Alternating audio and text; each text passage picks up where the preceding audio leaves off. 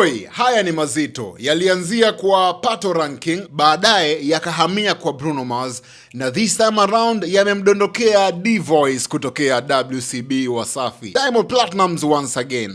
Hizi ni tuhuma nzito ambazo zimedondoka kwenye meza ya copy and paste ya About Bongo TV. Mshikaji wako Rama Love Huncho nikaona sio kesi niilete hii kwenu nyie majaji. Nyinyi ndio mahakimu wa mahakama hii hapa ya copy and paste. So nategemea maamuzi mazuri ya busara, ya ukweli na yasiyoegemea upande wowote kutokea kwako. Kwanza kabisa ni kuombe kistaarabu na kwa unyenyekevu mkubwa, hakikisha umesubscribe channel yetu hii ya About Bongo TV. Make sure unaweka notification on ili wewe wa kwanza kupata interviews, infos, update na exclusive zote ambazo zinapatikana kutokea About Bongo TV. Make sure una like, una comment, usiache pia kushare na ndugu jamaa na marafiki, washikaji pia ili waenjoy.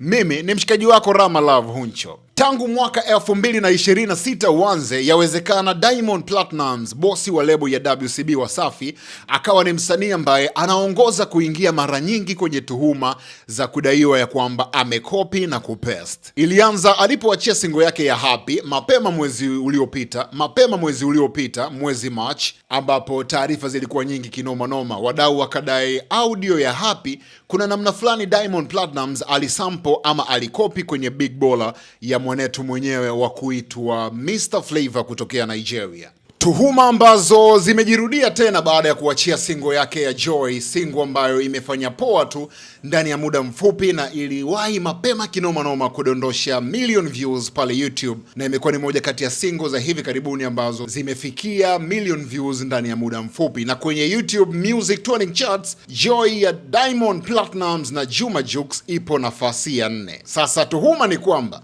wadau wanadai Diamond Platnumz na Juma Jux wamekopi na kupaste baadhi ya melodies ambazo zinapatikana kwenye single ya msanii kutokea WCB Wasafi, lebo ya Diamond Platnumz, na mzungumzia D-Voice. Kama unakumbuka vizuri, miaka miwili iliyopita, tarehe 26 Novemba 2023, miaka miwili fulani hivi tunakimbilia mitatu, D-Voice alimshirikisha Zuchu kwenye single inaitwa Bam Bam, single ambayo mpaka sasa ina views milioni 23.3 kule YouTube. Sasa wewe ndio judge, kama kawa kama dawa, utaratibu wetu ni ule ule. Sikiliza kipande hiki hapa kutokea kwenye Joy, Diamond Platnumz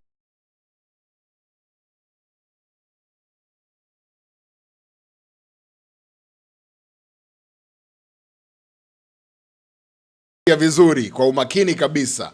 Njoo sikiliza kipande hiki hapa kutokea kwenye Bam Bam, D-Voice Genie Future.